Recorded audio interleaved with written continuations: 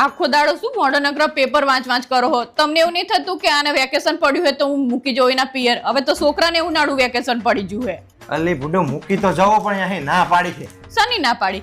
મેં તાર મમ્મીને ફોન કર્યો તો. તે શું કીધું? મારી મમ્મી તો એવું જ કીધું હશે ને કે મારે છોડીને પાણીને બેન મૂકી જાઓ.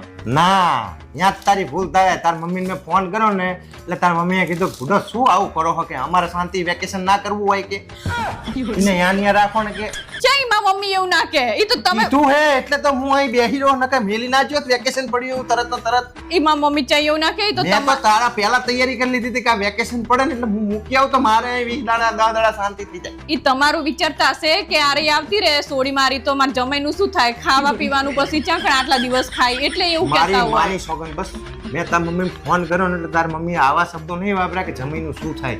એમને સીધે સીધું એવું કીધું હોય કે બુડો શું આવું કરો છો અહીં વેકેશન અમારે શાંતિથી ના કરવું હોય. ઈ તો